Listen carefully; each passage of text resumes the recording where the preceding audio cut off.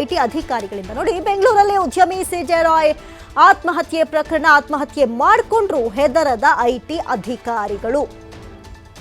ತಮ್ಮ ಎಲ್ಲಾ ಕೆಲಸ ಮುಗಿಸಿಯೇ ಹೊರಟಿದ್ದಾರೆ ಐಟಿ. ಅಷ್ಟರ ಮಟ್ಟಿಗೆ ಏನಿತ್ತು, ರಾಯ್ ಆತ್ಮಹತ್ಯೆ ವೇಳೆ ಸ್ಥಳಕ್ಕೆ ತೆರಳಿದ ಪೊಲೀಸರಿಗೆ ಇದು ಆಶ್ಚರ್ಯವಾಗಿ ಮಾರ್ಪಟ್ಟಿತ್ತು. ಆತ್ಮಹತ್ಯೆ ಆದ ನಂತರವೂ ನಿರಂತರವಾಗಿ ದಾಖಲಾತಿಗಳ ಪರಿಶೀಲನೆಯಲ್ಲಿ ತೊಡಗಿದ್ರಂತೆ ಐಟಿ ಅಧಿಕಾರಿಗಳು. ಹಾಗಾದ್ರೆ ಇವರ ಉದ್ದೇಶ ಏನಾಗಿತ್ತು? ಈಗ ಒಂದು ಕಡೆ ಐಟಿ ಅಧಿಕಾರಿಗಳ ದಾಳಿಗೆ ಬೇಸತ್ತು ಆ ಕ್ಷಣದಲ್ಲಿ ಯಾರು ಊಹಿಸಲಾಗದಂಥ ಘಟನೆ ನಡೆದು ಹೋಗಿದೆ. ಕಚೇರಿ ಒಳಗಡೆನೆ ಆತ್ಮಹತ್ಯೆಗೆ ಸಿಜೆ ರಾಯ್ ಶರಣಾಗಿರುವಂಥದ್ದು. ಅದರಲ್ಲೂ ಕೂಡ ಸೌಂಡೇ ಬಂದಿಲ್ಲ, ಅಷ್ಟರ ಮಟ್ಟಿಗೆ ಗುಂಡಿನ ಸದ್ದಿಗೆ ಬಲಿ ಆಗ್ಬಿಟ್ಟಿದ್ದಾರೆ.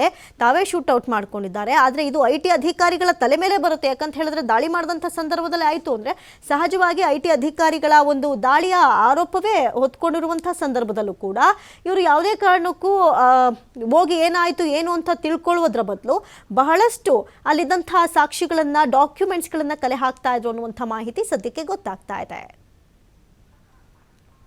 ಈ ಬಗ್ಗೆ ಹೆಚ್ಚಿನ ಡೀಟೇಲ್ಸ್ ಅನ್ನ ಕೊಡ್ತಾ ಹೋಗ್ತಾರೆ ದೂರವಾಣಿ ಸಂಪರ್ಕದಲ್ಲಿ ಪ್ರತಿನಿಧಿ ಸಂತೋಷ್ ಪಟೇಲ್.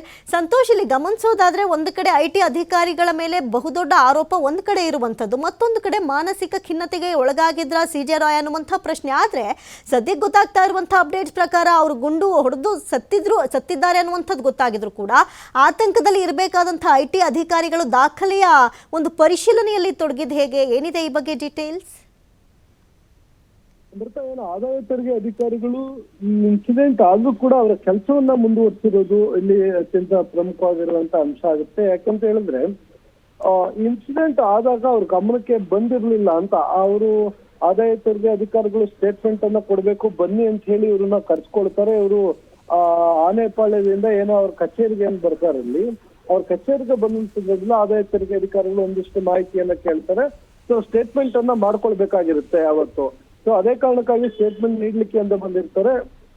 ಆ ಸಂದರ್ಭದಲ್ಲಿ ಐಟಿ ಅಧಿಕಾರಿಗಳ ಅನುಮತಿಯನ್ನ ಪಡೆದು ದಾಖಲಾತಿಗಳನ್ನು ಇಟ್ಟಿದ್ದಂತ ಅವರ ಚೇಂಬರ್ ಏನಿರುತ್ತೋ ಅಲ್ಲಿಗೆ ಹೋಗಿರ್ತಾರೆ. ಅಲ್ಲಿ ಹೋದ 20 ನಿಮಿಷ ಆದ್ರೂ ಕೂಡ ಅವರು ಬರೋದಿಲ್ಲ. ಅವಾಗ ಅಲ್ಲಿರುವಂತ ಸ್ಟಾಫ್ ಗಳಿಗೆ ಇವ್ರಿಗೆಲ್ಲ ಅನುಮಾನಗಳು ಬರುವಂತದ್ದು. ಯಾಕಂತ ಹೇಳಿದ್ರೆ ಅವರು ಶೂಟ್ ಮಾಡ್ಕೊಂಡಂತ ಸಂದರ್ಭದಲ್ಲಿ ಸೊ ಅದು ಸೌಂಡ್ ಅಂದ್ರೆ ಬೇರೆ ಸಾಮಾನ್ಯವಾಗಿ ಈ ತರ ಪಿಸ್ತೂಲ್ಗಳಲ್ಲಿ ಮಾಡ್ಕೊಂಡ್ರೆ ಆ ಗನ್ ಫೈರ್ ಸೌಂಡ್ ಬರುತ್ತೆ, ಅಲ್ಲೆಲ್ರಿಗೂ ಗೊತ್ತಾಗುತ್ತೆ. ಅಲ್ಲಿ ಅಷ್ಟರ ಮಟ್ಟಿಗೆ ಸೌಂಡ್ ಕೇಳಿಸಿಲ್ಲ.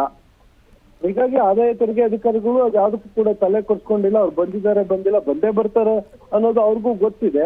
ಸೊ ಈ ಕಾರಣಕ್ಕಾಗಿ ಅವರು ಏನೋ ಪರ್ಮಿಷನ್ ತೆಗೆದುಕೊಂಡು ಹೋಗಿದ್ದಾರೆ ಅಂತ ಅವ್ರ ಕೆಲಸವನ್ನು ಅವರು ಮುಂದುವರಿಸ್ತಾ ಇದ್ರು. ಅಷ್ಟೊತ್ತಿಗಾಗ್ಲೇ ಅವರು ಶೂಟ್ ಮಾಡ್ಕೊಂಡು ಸುಮಾರು 20 ನಿಮಿಷಗಳಾಗಿರುತ್ತೆ. ಶೂಟ್ ಮಾಡ್ಕೊಂಡ ನಂತರವೂ ಕೂಡ ಅವರು ತಮ್ಮ ಕೆಲಸವನ್ನ ಮುಂದುವರಿಸಿದ್ರು. ಏನು ದಾಖಲಾತಿಗಳನ್ನ ಪರಿಶೀಲನೆ ಮಾಡಬೇಕಿತ್ತು, ಏನೆಲ್ಲ ಮಾಹಿತಿಗಳನ್ನ ಕಲೆ ಹಾಕ್ಬೇಕಾಗಿತ್ತು, ಆ ಎಲ್ಲಾ ಮಾಹಿತಿಗಳನ್ನು ಕೂಡ ಅವರು ಕಲೆ ಹಾಕೊಂಡು ತಮ್ಮ ಕೆಲಸವನ್ನ ಮುಂದುವರಿಸಿದ್ರು. ಅದಾದ ನಂತರ ಯಾವಾಗ ಪೊಲೀಸರೆಲ್ಲ ಬರ್ತಾರೆ, ಮಾಹಿತಿಗಳು ಗೊತ್ತಾಗುತ್ತೆ. ಪೊಲೀಸರು ಬಂದ ಬಳಿಕೂ ಕೂಡ ಅವರ ಫಾರ್ಮಾಲಿಟೀಸ್ ಗಳಿರುತ್ತೆ. ಏನೋ ಇನ್ಸಿಡೆಂಟ್ ಆದ ನಂತರ ಒಂದು ಪ್ರೊಹಿಬಿಟೆಡ್ ಆರ್ಡರ್ ಅನ್ನ ತಿಳ್ಕೊಂಡ್ಬಂದು ಒಂದು ರೂಮ್ ಅನ್ನ ಏನ್ ಸೀಲ್ ಮಾಡಿ ಬಂದಿರ್ತಾರೆ, ದಾಖಲಾತಿಗಳನ್ನ ಯಾರು ಕೂಡ ಇವರ ಅನುಮತಿ ಇಲ್ಲದೆ ಮುಟ್ಟದ ರೀತಿಯಲ್ಲಿ. ಸೊ ಅಲ್ಲಿರುವಂತ ಕೆಲವು ದಾಖಲೆಗಳನ್ನ ಅಲ್ಲೇ ಇಟ್ಟು ಮತ್ತು ಇವರ ಫಾರ್ಮಾಲಿಟೀಸ್ ಗಳನ್ನ ಮುಗಿಸಿ ಆ ಮಾಹಿತಿಗಳನ್ನು ತಮ್ಮ ಹಿರಿಯ ಅಧಿಕಾರಿಗಳಿಗೆ ಕೊಟ್ಟು ಇನ್ಸಿಡೆಂಟ್ ಏನಾಗಿದೆ ಅಂತ ಹೇಳಿ ಅವೆಲ್ಲ ಮುಗಿಸಿ ಸಂಜೆವರೆಗೂ ಕೂಡ ತಮ್ಮ ಕೆಲಸವನ್ನ ಮುಗಿಸ್ಕೊಂಡು ಅಲ್ಲಿಂದ ವಾಪಸ್ ಹೋಗಿರುವಂತದ್ದು. ಅಂದ್ರೆ ಐಟಿ ಅಧಿಕಾರಿಗಳು ಒಂದು ವೇಳೆ ಆ ರೀತಿಯಾಗಿ ಏನೋ ಕಿರುಕುಳನ್ನ ಕೊಟ್ಟು ಅವ್ರ ಮೇಲೆ ಒತ್ತಡಗಳನ್ನ ತಂದಿದ್ದೇ ಆಗಿದ್ರೆ ಅವರು ಕೂಡ ಅಲ್ಲಿ ಇರ್ತಾ ಇರಲಿಲ್ಲ. ಯಾವಾಗ ಇನ್ಸಿಡೆಂಟ್ ಆಯ್ತು ತಕ್ಷಣ ಅಲ್ಲಿಂದ ಕಾಲ್ ಕೀಳುವಂತ ಕೆಲಸವನ್ನ ಮಾಡ್ತಾ ಇದ್ರು. ಆದ್ರೆ ಇಲ್ಲಿ ಮೇಲ್ನೋಟಕ್ಕೆ ನಾವು ನೋಡೋದಾದ್ರೆ ಆ ರೀತಿಯಾಗಿ ಯಾವುದೇ ಅನುಮಾನಗಳು ಕಂಡು ಬರ್ತಿಲ್ಲ. ಅಂದ್ರೆ ಆದಾಯ ತೆರಿಗೆ ಅಧಿಕಾರಿಗಳು ಇವ್ರಿಗೆ ಕಿರುಕುಳ ಕೊಟ್ಬಿಟ್ಟಿದ್ದಾರೆ ಅನ್ನೋ ಅಷ್ಟು ಮಟ್ಟಿಗೆ ಅನುಮಾನಗಳು ಕಂಡು ಬರ್ತಿಲ್ಲ. ಈ ಆಯಾಮದಲ್ಲೂ ಕೂಡ ಪೊಲೀಸರು SIT ಅಧಿಕಾರಿಗಳು ತನಿಖೆಯನ್ನು ಮುಂದುವರಿಸಿರುವಂತದ್ದು. ಅಮೃತ, ಥ್ಯಾಂಕ್ ಯು ಸಂತೋಷ್ ಪಟೇಲ್ ತಮ್ಮೆಲ್ಲ ಡೀಟೇಲ್ಸ್ಗಾಗಿ.